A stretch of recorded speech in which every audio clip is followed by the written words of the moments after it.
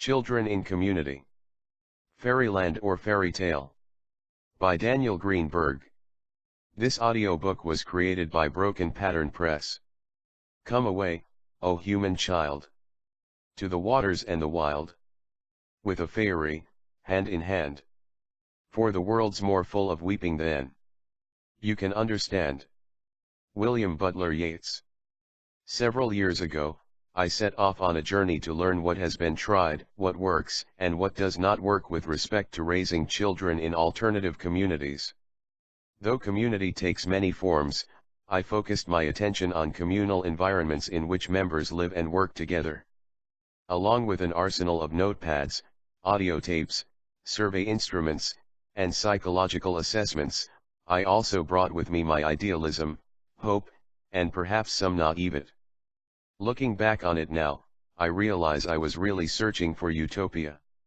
What I actually found was quite a bit more complex, yet still very inspiring. In this article, I will focus on some of the benefits and challenges of child-adult friendships, shared parenting/childcare, and integration of children into community life. I hope that my observations will be relevant in a wide range of community settings and will encourage thought and discussion about this very personal and, at the same time, very public topic. Child-adult friendships. Intentional communities are highly social places. Consequently, children living in these environments often form unusually independent friendships with adults who are neither their parents nor teachers. As one adult community member commented, "When I was growing up, my parents' friends were never my friends. There isn't that distinction, I would say, in our community. I mean, we all know each other very well and the kids know everybody just as well as I know everybody. In community, such friendships do not exist solely because a child belongs to a family or attends school, but simply because two individuals enjoy spending time together. When children are able to experience adults as friends rather than caretakers, teachers, or other authority figures, the adult world becomes more demystified and real. Furthermore, children in community have access to a wide variety of role models and resource persons.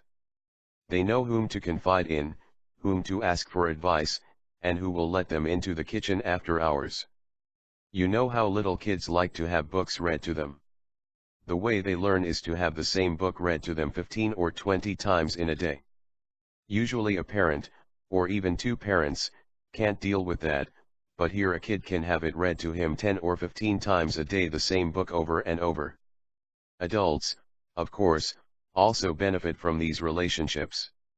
In the larger culture, it is often difficult for childless adults to create meaningful relationships with children unless they are teachers, or close to a relative or friend that has children.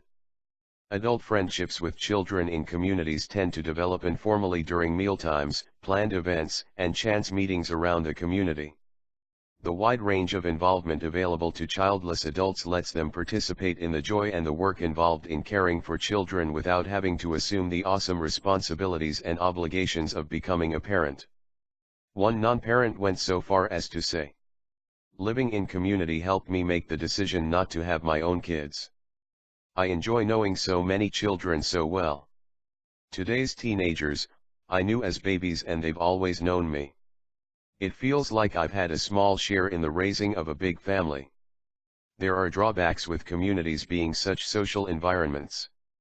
For children, the omnipresence of social interactions may occasionally make it difficult for them to find time or space to be alone. Also, children are more often caught in the double bind of being told to do something by one adult, only to discover it has been forbidden by another. At other times, more than one adult may reprimand a child for the same violation of a rule or norm. There also exists the potential for adults assuming a great deal of responsibility for, and emotional attachment to, other people's children. One communal child calls such, male, adults false daddies. For the children, having an adult friend leave the community can be especially painful and confusing. This confusion was aptly described by an adult member of a group house. "Some of the people I'm very fond of, love dearly, and depend on for my support are mobile type people. These people have the free choice to do what they need and wish. I may sort of see what sends them away or brings them back, but for the children it's very much beyond their control, and I'm sure feels mystifying and, thus, very undependable. I find that whenever the house becomes less stable in this way, the children relate and cling to me more and I necessarily feel more responsible for them. The adult perspective is not dissimilar and carries its own emotional hardship. As one non-parent commented, even though we pay a lot of lip service to shared child rearing, the fact is that all the parents here have legal custody over their children and it always boils down to that. Those are the people ultimately responsible for their kids. If they leave the community, the kids are going to leave with them. While on the topic of child-adult relationships, it seems important to address, at least briefly, the issue of child abuse, physical, emotional, and sexual. While intentional communities by and large attract and screen for nonviolent members who tend to watch out for each other's welfare and safety, there is also the fact that while this may be hard for some to accept, the same kinds of dysfunctional and dangerous behaviors we despise in the wider culture can and sometimes do happen within intentional communities. The power of denial works equally well in community, and members may be reluctant to pursue a suspicion of abuse, fearing that such a disclosure would rock the foundations of the community. It is easy to falsely believe that bad things just don't happen in community. That said, I want to iterate that the vast majority of communities, particularly those in rural environments, are exceptionally safe and may actually act as buffers between children and the violence within our broader society. This is a very safe place to raise children, just as it is a very safe place to live. When I lived in town, I was always having to be aware of where it was okay to walk after dark and where it wasn't.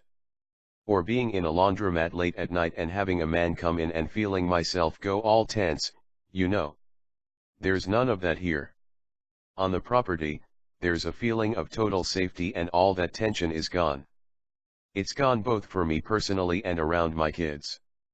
If my daughter doesn't show up till half an hour after dinner starts, I'll figure she's off on a rock somewhere and forgot her watch.